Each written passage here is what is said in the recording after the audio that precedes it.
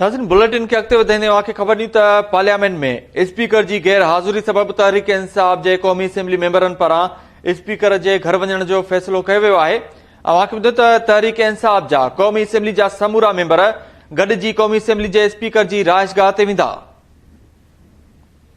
Speaker house खां पोइ तहरीक इंसाफ़ जा मेंबर बि क़ौमी assembly election commission of Pakistan बि वेंदा।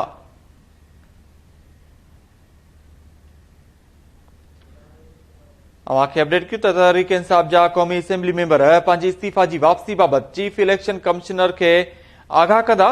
अवांखे अपडेट कयूं त पार्लियामेंट में स्पीकर जे गैर हाज़ुरी सबबि तहरीक इंसाफ़ जे क़ौमी असेंबली मेंबरनि पारां स्पीकर जे घर वञण जो फ़ैसिलो कयो वियो आहे।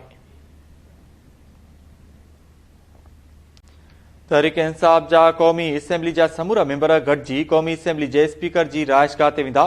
स्पीकर हाउस खां पोइ तहरीक इंसाफ़ जा मेंबर बि क़ौमी assembly election commission of Pakistan बि वेंदा।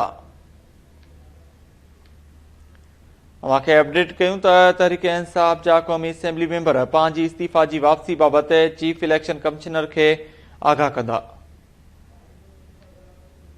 इन हवाले सां वधीक तफ़सीलनि लाइ असां सां लाइन ते मौजूद आहे इस्लामाबाद मां KT न्यूज़ जो रिपोर्टर गुलाम रसूल कुंभर। जी गुलाम रसूल, अपडेट कजो।